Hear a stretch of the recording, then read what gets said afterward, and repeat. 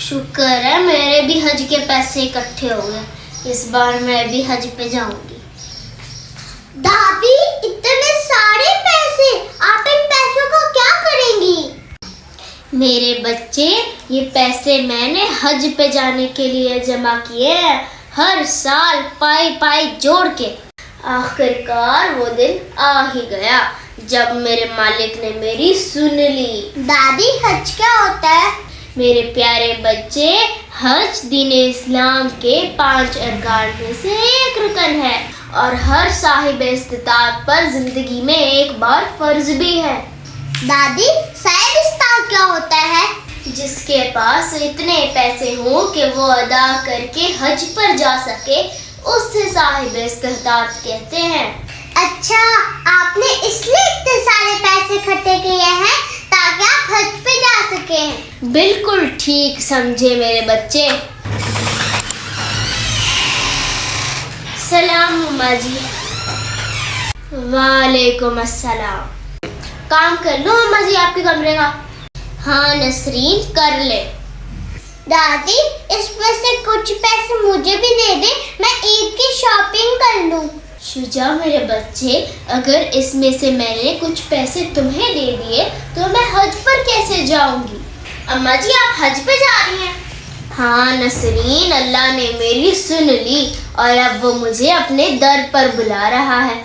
अम्मा जी, जब हज पे जाए तो मेरे लिए दुआ कीजिएगा, मैं अपनी बेटी का फर्ज अदा कर लूँ। वो शादी के काबिल हो गई है। कितनी बड़ी है बेटी तुम्हारी? अम्मा जी, वो 27 साल की हो गई, उसकी शादी की उम्र निकलती जा रही है।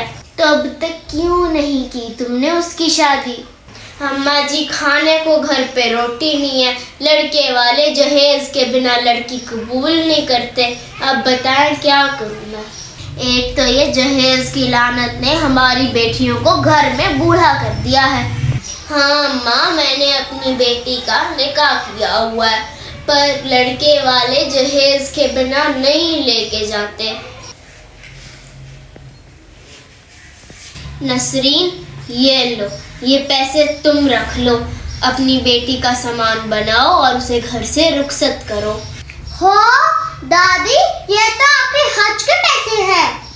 शिजा मेरे बच्चे, शायद इस वक्त नसरीन को इन पैसों की ज्यादा जरूरत है। वो इन पैसों से अपनी बेटी का फर्ज अदा कर लेगी।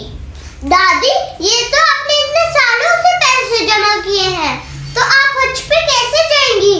बेशक ये पैसे मैंने हज के लिए जमा किए थे, लेकिन अगर तुम्हारी बेटी इन पैसों से रुखसत हो जाएगी तो मेरे दिल को ज्यादा सुकून आएगा। अब मेरी किस्मत में अगर हज हुआ तो मेरा मालिक मुझे जरूर बुलाएगा। नहीं अम्मा जी, मैं ये पैसे नहीं रख सकती, ये तो आपके हज के पैसे हैं। चुप करो और रख लो, आज ही शादी की तैयारी शुरू करो।